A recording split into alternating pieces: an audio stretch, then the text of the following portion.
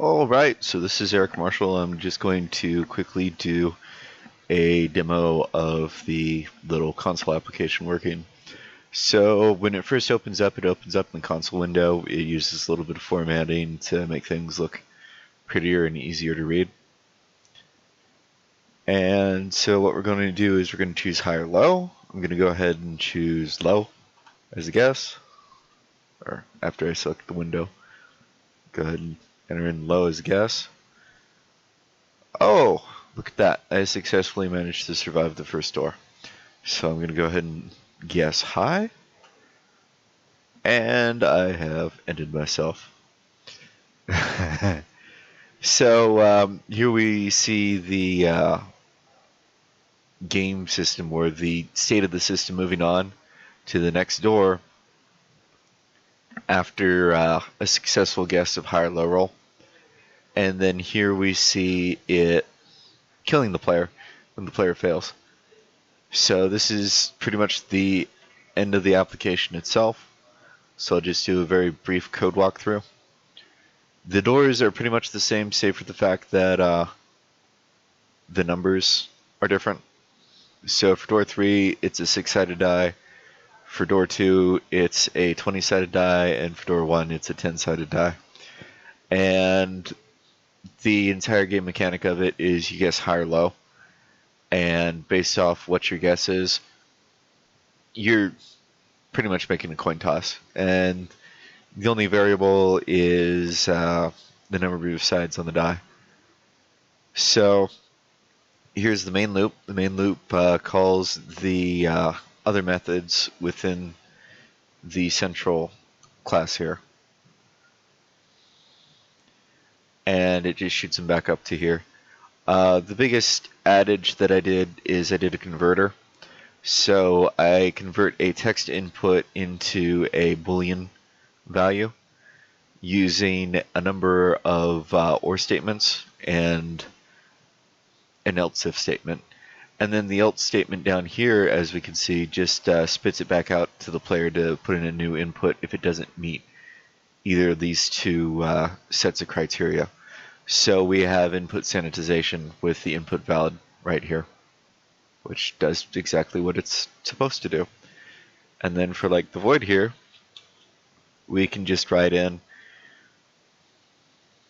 lets the player know when the roll starts. That's it.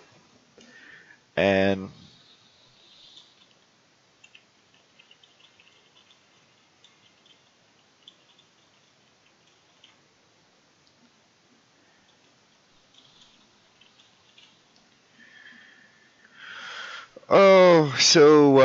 door 1 is just the door. It generates a roll for the door using the method doRoll. DoRoll is unique because it's the only one that I actually prototype up here. Everything else is actually fully written out before it's used. So instead of prototyping it like you might normally do at the top of your main, I just go ahead and write them out fully in front of it. And then dual roll has to be prototyped because the methods that try to use it are actually above it in the order of the compiler. So normally they wouldn't be able to see dual roll without having first prototyped it up here. So prototyping it up here in C++, make sure that the compiler doesn't throw an error, because it declares, okay, I'm reserving this name, this is what it takes. And then later on down here, we actually do it out, which it's not as important for .NET, but with C++, when you're dealing with prototyping and everything else, you can also overload methods or functions. And what you can do with that is you can actually make it so that it has the same name, but it can accept different variables into it to do different things. And then the even more complex thing on top of that would be structures, but this program doesn't use either of those. So what we have here is if it goes through all of these, it just goes ahead and returns 0. Return 0 if the player is ever killed. So every time the player is killed, it returns 0 and ends the main function. which is what is causing us to get the game over and having the program quit out.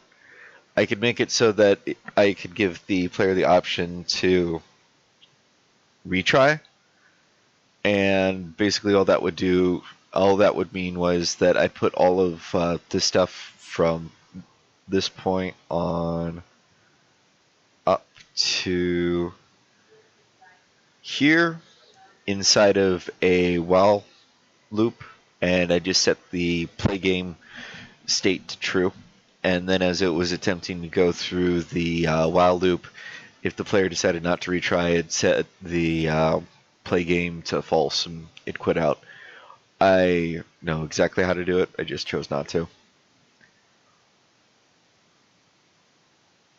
Um, the roll is very straightforward.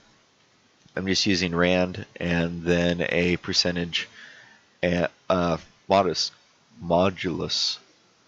and whatever the high end of it is, and then I'm adding the low end to it. So the low end for a die is always going to be 1 on most of your numbered die, so long as it's not the 0 to 9 10-sided die. We're going with a more typical 1 to 10 sided die when we're doing the rolls here.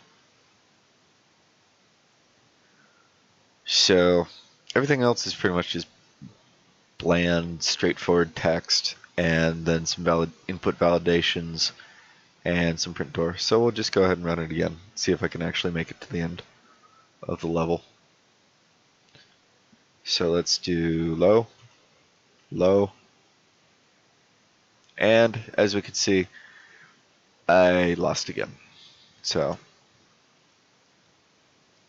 third time run through, let's do low, and as you can see, since it's a random roll, I can die pretty much any time that I go through it.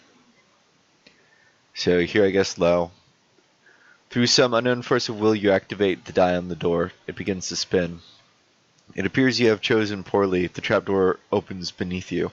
As gravity takes hold of you, the darkness beneath the trapdoor swallows you. Game over.